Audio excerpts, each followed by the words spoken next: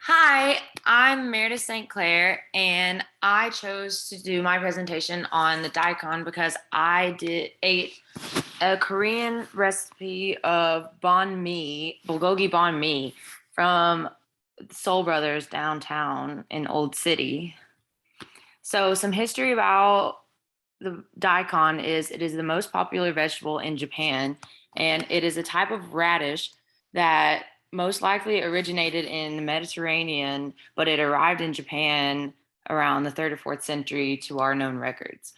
Daikons are one of the seven herbs that are traditionally eaten in January to wish for help and longevity during the year, um, which I think is pretty cool because they have their awesome little traditions and stuff. So the fact that this is like incorporated in it and it's so famous and I got to eat it, it was so cool. But it is also the most popular and versatile.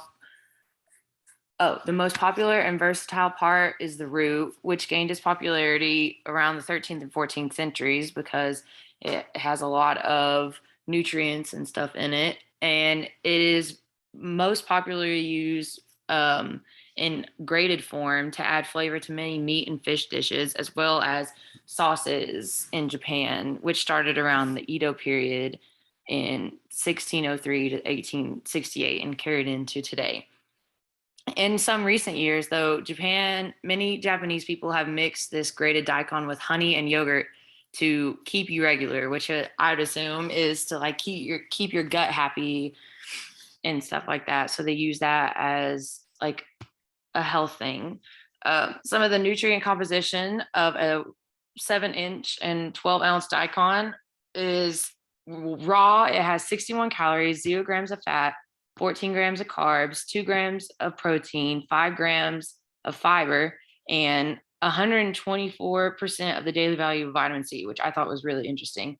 But what I had is pickled daikon. So that has 136 calories per 12 ounces, 0 grams of fat, 27.3 grams of carbs, and 6.8 grams of protein, 0 grams of fiber, which I thought was very interesting whenever I plugged it into the calculator that the internet gave me, is that it had 0 grams of fiber. But it also has 322% of your daily sodium value. So that's nice. Some of the relationship to diseases is that the monster daikon is said to possibly have health benefits such as preventing heart disease and strokes, along with protecting your coronary blood vessels. So, this could also help lead to new drug treatments as well as similar findings in other vegetables, which is a really huge thing because one of the like leading causes of death, especially in America, is heart attacks. So that could be very beneficial to us. This daikon is known as the Sakurajima daikon, and it holds the world record for the heaviest radish, which weighs about roughly 69 pounds. So it's quite large in itself. It's bigger than other radishes, anyways, but it's huge too. Radishes are originally a good source of antioxidants, which also aid in reducing pressure and clotting, which also helps with heart disease, strokes, and all that. But something specific to the Sakurajima is that researchers found that it induced more nitric oxide production in cells than a regular size radish, which helped more than a normal radish. How to know if you have a fresh or high quality radish? It is smooth. It has no bumps or like incisions in it. It has very white skin and little green near the root.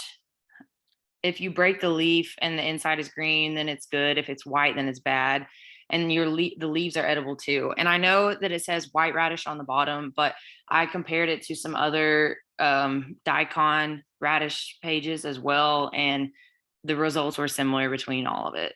Some agricultural information is that in Japan, daikon can be harvested all throughout the year, but it is most abundant during September, October, and December, as you can see in the chart. And it does not have any significant damage um, to the environment. How the dish is prepared: you pickle your carrots and daikon, um, prepare your meat and then assemble it like a normal sandwich. It was really, really good. I thought it was amazing. I was daydreaming about eating it again another time. So I thoroughly enjoyed it. It was a really good. There were so many flavors and kinds of flavors, like sweet, savory, spicy, and like a little bit of sour too, if you really focused on it with all of it. But it was so incorporated. It was incorporated very nicely between all of it. So I watched some like oriental videos and stuff like that, and I learned that they use like a lot of combo bites. So I tried the combo bite with the sandwich and it was really good. So this is a sandwich and the kimchi on the side, and I ate the kimchi with the sandwich because it already had pickled daikon on it, but it was really good. um I love Asian food, so I was really excited to try this new place and to try this new food. I had no idea that daikon was such a staple in Japan. So every time I looked something up about daikons, like Japan was the first thing to come up or something Japanese. So I thought that was really cool. And here are my references. So thank you very much.